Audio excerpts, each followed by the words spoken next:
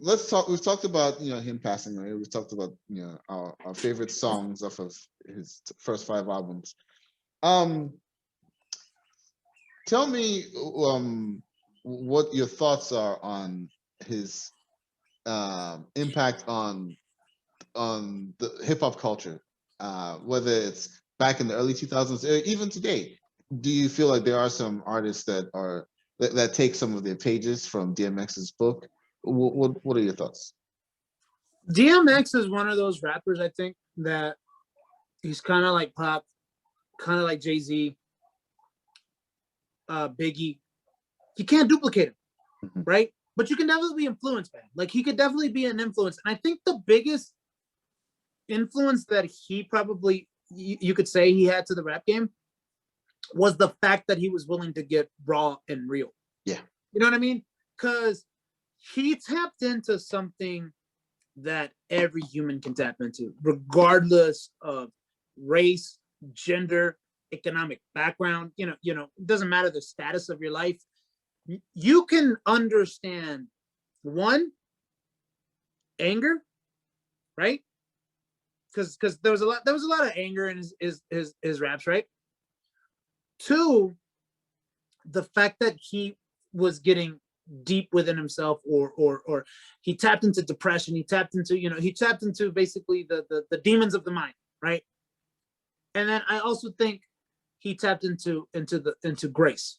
Doesn't matter if you don't believe in God, if you do believe in God, everybody wants a form of grace, right? A form of saying, all right, everything's gonna be all right. And he did that too. He did that in his, he had a whole 14 tracks of songs talking about, I'm gonna kill this guy. I'm women cheating. He had a song with where Damien is trying to be his best friend, and then he always ends his albums with a prayer and a gospel song, right? Mm-hmm. So he tapped into all the different types of like human emotions that did. So I think one of his biggest influences, biggest impact, is that he let people know, especially rappers, you can be vulnerable, dog, and not be less of a man. Yeah. You can still be vulnerable. And we talk about Kanye West. Kanye West tapped into that a lot, right? He even said, he was like, it seems like, why can't rappers be vulnerable? And he started being vulnerable, Yeah. I think that's what I would say that's one of the biggest impacts he had. And then secondly, I just don't see there's any rapper out there who can't say, at least our age, rappers who became famous around like when they were 20, when we were 20, because they grew up like us, right? Because Drake is around our age, right? Yeah. So Drake is, I think, your age. I think Drake was born in 86. Oh, I'm sorry, Mr. Millennial over here. You're younger than me. I was born 1989. What are you talking about? 1999. Oh, okay. So, no, but yeah, go on. Yeah, no, I was just saying, like, so people growing up, like rappers that obviously, like you said, he put DMX in there. DMX has been referenced in a lot of songs. Pop culture period. Remember the Cat Williams? Hey, yo, man. Oh yeah. Yeah. By the way, for our podcast listeners, in case you thought I was serious, no, I was not born 1999. I was born 1989. So, man, remember Cat Williams? Hey, yo, man. He's like DMX. He's this short, and he still has that. He sounds just like he does in his rap. Hey, yo, so his influence can't be denied. Well, what do you think? Yeah, man, I love DMX, and the thing about DMX for me is he was very cross platform. Like if that's an accurate way to put it, right? Like he had his songs featured in video games. He had his songs featured in movies. He acted in movies.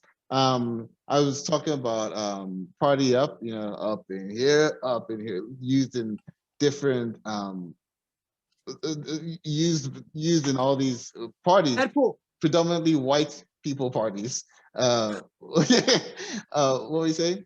Deadpool, remember? Oh, Deadpool. Yes. X gonna give it to you was used in Deadpool. Like DMX was everywhere, man. He was even he had a cameo in Harold and Kumar, the Christmas movie. I didn't see it. Is he in that one? Where he's singing Rudolph the Red-Nosed Reindeer. Yeah, that one. So I mean, like he was everywhere. There was a time where, you know, especially the days of like TRL and like 106 and Park. If you said you didn't know DMX, you were either a liar or you lived under a rock. There's nobody like it was funny. I actually had the audacity to ask Zino. I was like, "Did you listen to DMX?" And then he came back and was like, "I don't think there's anybody our age who didn't listen to DMX." Right? Yeah. And it wasn't just, oh, if you're our age and you're black or Hispanic or predominantly listen to hip hop. Nah, nah. If you were our age, you must have. And even those our age are like, oh no, I didn't know DMX. The moment you start naming off things, they'll be like, oh yeah, oh man, you're right, I do remember that. Yeah. Yeah. So yeah, man, he he really penetrated mass media, and I like what you said about like basically leaning into being vulnerable and all that stuff. He seems to me, with the benefit of hindsight, as someone who understood that you first tell your truth, and then the money will follow or the fame will follow, Yeah. right?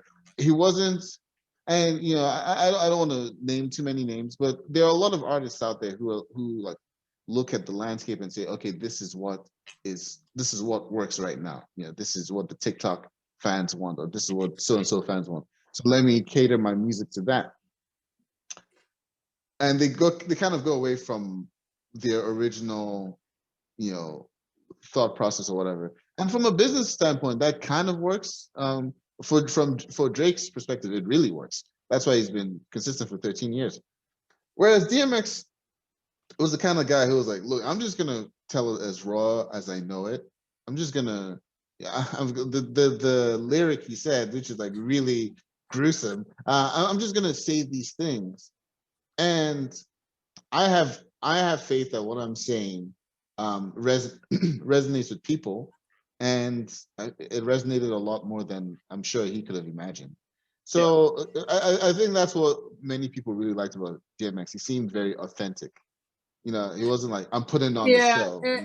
And I think that authenticity is the reason why that he might have not released new music later on, because he did another album after, and then there was The Year of the Dog Again, but no one really knows about that one, right? But his other stuff is timeless. Yeah. You listen to Rough Riders Anthem 20 years later, it's not like you could tell it's dated, but it's not like you're listening to Rapper's Delight. You know what I mean?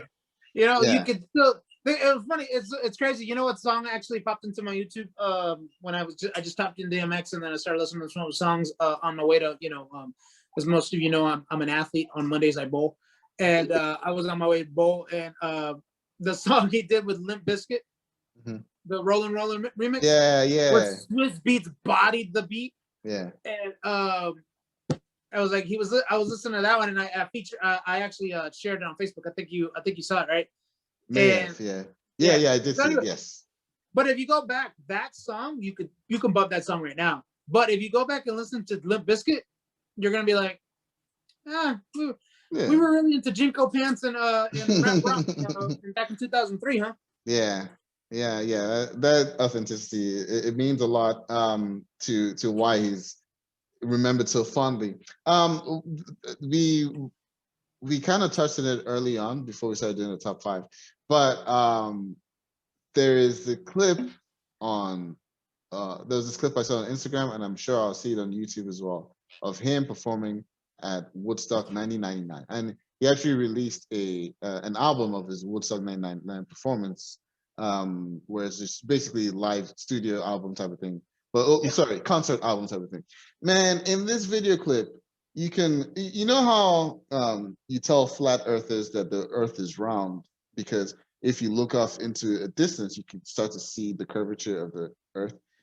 If you look if you look at the camera view from where DMX is standing on that stage, and you look off into the distance, you can see the curvature of the people, because the people in that crowd just extended seemingly forever, right? And the caption in the Instagram video was that time when DMX performed for half the world, right? Because it really seemed like it was that many people. and he had the whole crowd captivated. And so they have the whole entire performance on YouTube. Okay. Yeah. And I'm looking at it right now, and I forgot how incredible. And plus, he's performing with, it's just him and a DJ, and that's it. Yeah, that's it. He doesn't have a hype man with him. But he is the hype man. He has the energy. He had the whole crowd captivated, and it's great. You don't see those people all too often that can do that.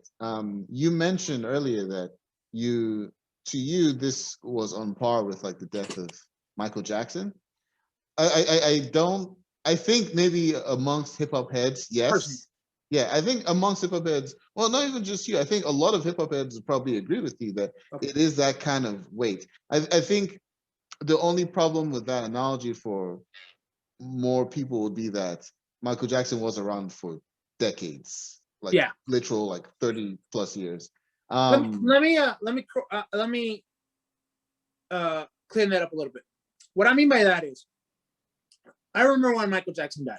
Mm-hmm. I was working at CBS at the time, and they talked like Michael Jackson died, and people who were a lot older than me, about 20 years older than me, one lady was like, "Oh my God," she was like, "Oh my God, I'm so depressed right now," just like sad. And then people were talking about, I was like, "Yeah, man, it's so messed up, man." And then I had other people just talking about how it impacted them. Then guys like John Mayer and different artists would be like, a piece of my childhood that I didn't understand that part. A piece of my childhood that, I grew up listening to him. I knew about Billie Jean. I knew about, Thriller, all that stuff, right?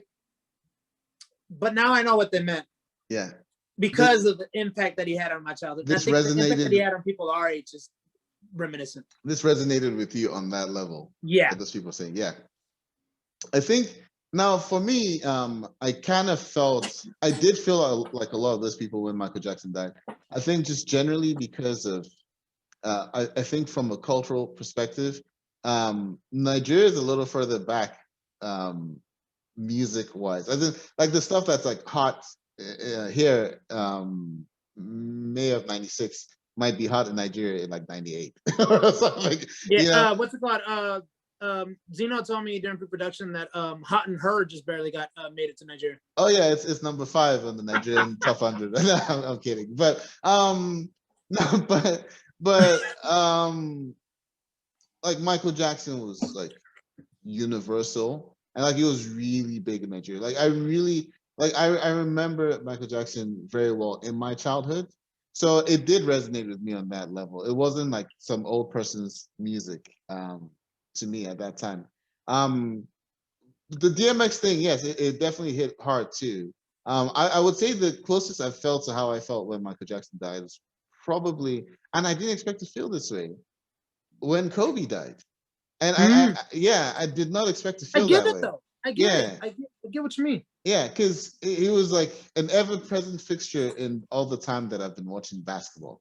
I think when I started watching basketball, which was like early 2000s, he was already playing, and we already knew him as like top of his game. Michael Jordan was on the way out. I knew of the name because of the shoes and all that stuff, but I didn't know of him. I didn't know the Michael Jordan that we see in like The Last Dance, but I knew Kobe because that's who I grew up with or whatever. When did you come again to the States?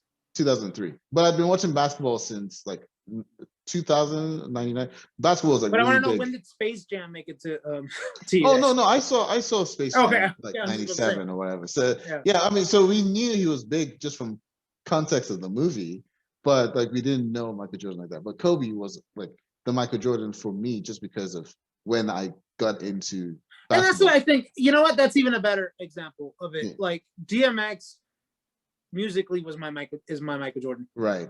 Yeah. Like, it's your intro into. No, yeah, and then he was also revolutionary with the way he, Michael Jordan revolutionized basketball. Mm-hmm. DMX revolutionized rap, whether people like it or not.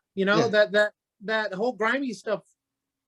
That's a good point you make, actually, because when you think about the time DMX like really hit it big, I mean, I guess you do have Eminem coming around the same time. So Eminem came after. So around the like late 90s, right? like 98, Yeah, 99. Yeah, I think DMX was probably, because remember DMX released like 2 albums by the time Eminem came out with the Slim Shady LP. right, yeah. And really, Eminem didn't get big until the Marshall Mathers LP, which I think was about like 3 years later. So 2001 maybe? No, 99, 99 maybe. I don't know. But the point I'm trying to make is like when you listen to like 90s, like early 90s rap and compare it to late 90s and 2000s, there is a bit of a difference as far as like what gets mainstream success. Now you've always had the New York rap, you know, your like Shook ones, like Mobb Deep and all this stuff that, you know, like lyrically, like they hit hard and all that stuff. But those aren't the ones that are gonna get commercial success. Yeah. Right? You have your one-offs that do really well, like B.I.G. You know, or you know, well, Tupac wasn't a one-off. He did multiple albums that did well. But generally, the rap albums that are like focused on lyrics and all that stuff weren't doing that well. It seemed like DMX, and then you know, to another point, like Eminem and all that stuff during the late 90s were the ones that were able to transition rap into being like dope lyrically, but also, you know, commercially successful. Yeah. So he played a big part in that transition from it just being like, you know, things that you're hearing in your New York streets to actually hearing worldwide. So yeah, you're right. I'll give him credit there. So yeah. Oh, Yeah. All right. Anything else you want to add on him before we wrap up our tributes? Man, we could probably talk more about different. I shouldn't have popped in this performance. So I'm watching it on my computer over here. We'll put a link in the video as well. Yeah, no, because the thing is though, you're just seeing him perform, and that's honestly gonna be probably one of my greatest regrets ever. Never saw him live. I never got to see DMX perform live. Was close. The Rough Riders reunion was gonna happen. Mm-hmm. And me and my friend both said that, man, I wish we had gone, but I forgot I was doing something around that time when it was announced. And then I completely forgot about it because I knew I wasn't going to be able to go. Yeah. Well, you always have Woodstock. All right. So yeah, we dedicated a good chunk, probably like an hour, to DMX. And I'm glad we did so. I mean, we've been talking about it for a while. We haven't had a chance to record in a while. So this is our first chance to really get to wax poetic about DMX, and you know, really appreciate his contributions, not just wallow about his death. So, yep, DMX, 50 years old. You're doing an X sign. I thought you were telling me to pause. Sorry, sorry, podcast listeners. He's doing an X sign. No, the DMX, because remember you ever notice he did it over his head, okay. and then there was X had that. Oh yeah, the two hands making the cross. Yeah. Okay.